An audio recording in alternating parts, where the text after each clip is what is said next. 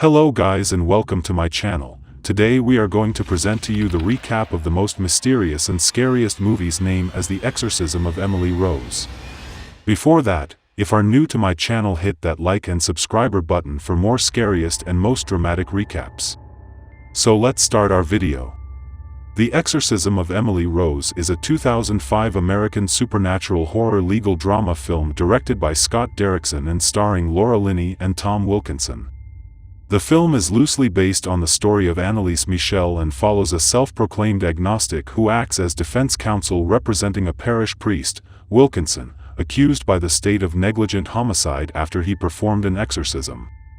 Erin Bruner, an ambitious lawyer seeking to become a senior partner in her law firm, takes the case of Father Richard Moore, a Catholic diocesan priest charged with negligent homicide following an attempted exorcism of a 19-year-old student Emily Rose.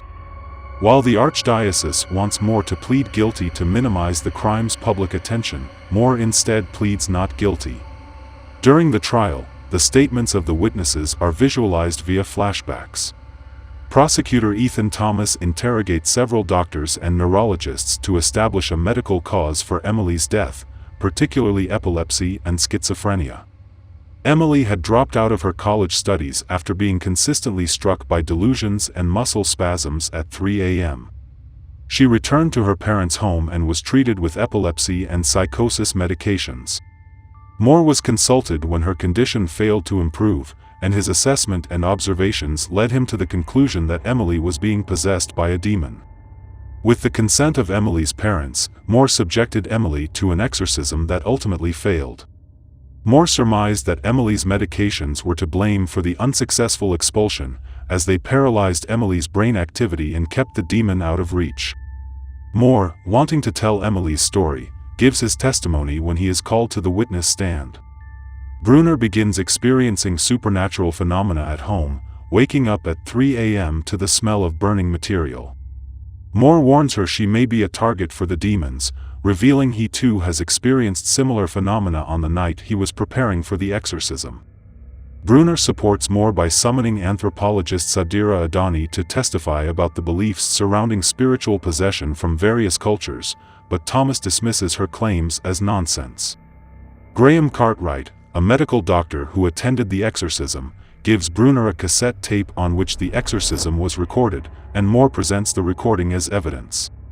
Cartwright's testimony to authenticate the exorcism and refute the prosecution's medical case is prevented when he is suddenly struck and killed by a car. A distraught Bruner retreats to her office, where her boss threatens her with termination if she allows Moore to testify again. Bruner visits Moore in his jail cell, where he convinces her to allow him to tell the rest of Emily's story despite her boss's threat. The next day, Moore takes the witness stand again and reads a letter that Emily wrote before she died. On the morning after the exorcism, Emily was visited by the Virgin Mary in a field near her house and was permitted the choice of ascending to heaven. However, Emily chose to endure her suffering and later received stigmata on her hands. Thomas does not interpret the markings as a divine sign, but rather as traces of self-inflicted injuries. The jury ultimately reaches a verdict of guilty but surprises the court by asking Judge Brewster to give a sentence of time served. Although momentarily shocked by the suggestion, Brewster ultimately accepts it, and Moore is free to go. Bruner is offered a partnership in her firm, but declines. Later, Moore and Bruner pay a visit to Emily's grave, and Moore states that the time will come wherein Emily will be declared a saint. The epilogue reveals that Moore never appealed his conviction. Horror film, motion picture calculated to cause intense repugnance, fear, or dread. Horror films may incorporate incidents of physical violence and psychological terror. They may be studies of deformed, disturbed, psychotic, or evil characters, stories of terrifying monsters or malevolent animals, or mystery thrillers that use atmosphere to build suspense. The genre often overlaps science fiction films and film noir. That is the end of the video. If you like the video, please tell us in the comments section below, subscribe to my channel, and hit the bell icon to stay in contact with us. Thanks for watching.